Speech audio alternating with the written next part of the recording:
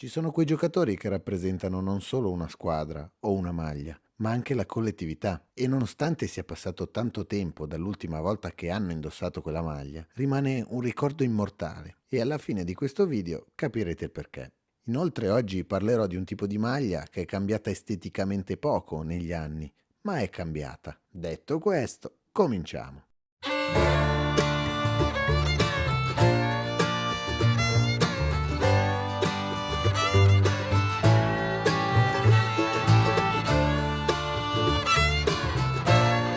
Questo è il primo soprannome di Jerome Allen West, dato dai compagni di squadra appena arrivato in NBA, a causa dell'accento che proveniva dai torrenti della West Virginia, più precisamente a Shiloh, dove è nato nel 1938. Quinto di 6 figli, è cresciuto tra pesca e caccia nella natura, ma quello che sembra un ambiente perfetto e spensierato per crescere è stato in realtà un posto molto duro per il piccolo Jerry. Era un ragazzino gracile e fragile, tanto da dover andare quotidianamente dal dottore per iniezioni di vitamine, praticamente per farlo stare in piedi. Inoltre, il padre aveva un metodo educativo che ai giorni nostri potremmo tranquillamente chiamare violenza domestica.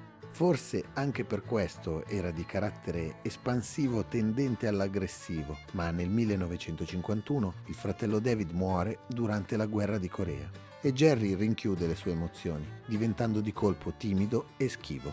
Questo suo isolarsi lo porterà a passare le giornate tirando a canestro.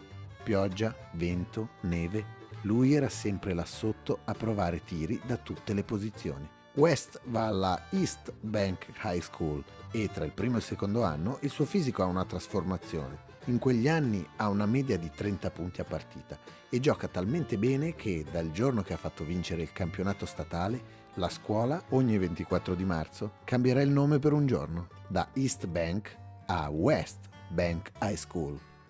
All'università rimarrà in West Virginia, anche qui avrà numeri e percentuali da capogiro. Diventa fortissimo anche a rimbalzo e nel 1960, finita l'università, vincerà l'oro olimpico a Roma insieme ad Oscar Robertson. Era pronto per la NBA.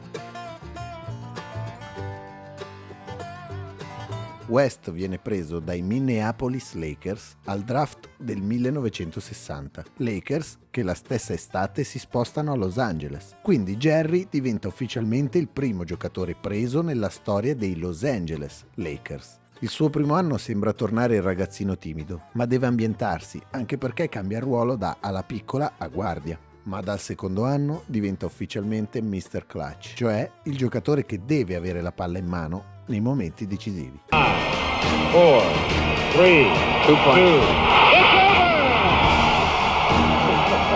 Anche se nella Lega ci sono giocatori più grossi, è lui che comanda, ma sembra destinato ad avvicinarsi soltanto a raggiungere l'obiettivo. Purtroppo per lui è capitato nell'epoca dei Celtics di Bill Russell, che vinceranno 11 titoli in 13 anni. Ma questa è un'altra storia.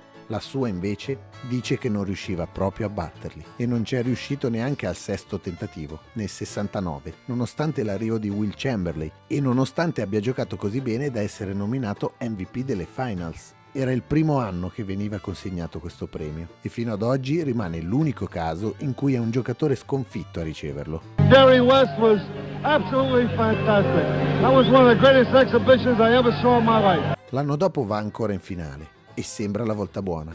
Non ci sono più i Celtics, ma i New York Knicks. I Lakers sono favoriti, ma la caparbietà di Reed e Frazier portano a New York il titolo. È la settima finale persa. Non riesce più a reggere l'ennesima estate di depressione. Pensa seriamente a ritirarsi. Qualcuno lo ha paragonato alla leggenda di Sisifo, ma non credo sia il paragone giusto. In primis perché il vero Sisifo era il suo compagno di squadra Elgin Baylor, ma anche questa è un'altra storia, e poi la sua è una storia più dantesca. È l'attraversamento di un lungo purgatorio che porterà finalmente al paradiso nel 1972, dove raggiungerà il tanto agognato titolo che suggellerà la carriera di uno dei giocatori migliori di sempre, che commenterà così quella vittoria. Ho giocato le mie peggiori finali, ma forse alla squadra serviva questo per vincere.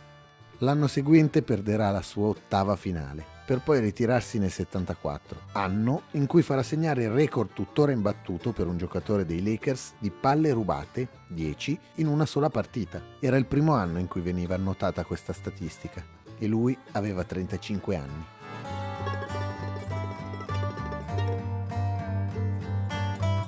Adesso fa il dirigente da più di 40 anni, ma ovviamente non uno qualsiasi. Anche da dietro la scrivania è stato decisivo. Ha costruito la squadra dello Showtime degli anni '80. Ha puntato, contro il parere di tutti, su un 17enne di nome Kobe Bryant. È stato fondamentale nella costruzione della dinastia dei Warriors negli ultimi anni, per dirne qualcuna.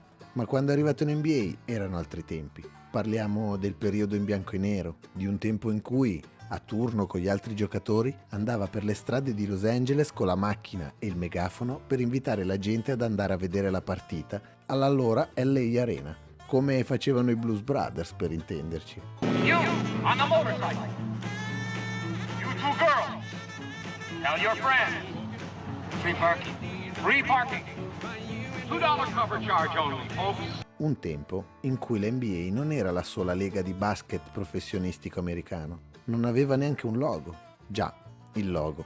Un esperto di marketing, Alan Siegel, ricevette nel 69 la missione di elaborare un logo per la NBA che la rendesse facilmente riconoscibile, considerata la concorrenza dell'altra lega neonata ABA. Doveva essere un'immagine diretta e che comprendeva tutto ciò che è il basket: dinamismo, verticalità, raffinatezza e forza. Siegel non riuscì ad inventare una sola immagine con tutto questo, ma riuscì a trovarla.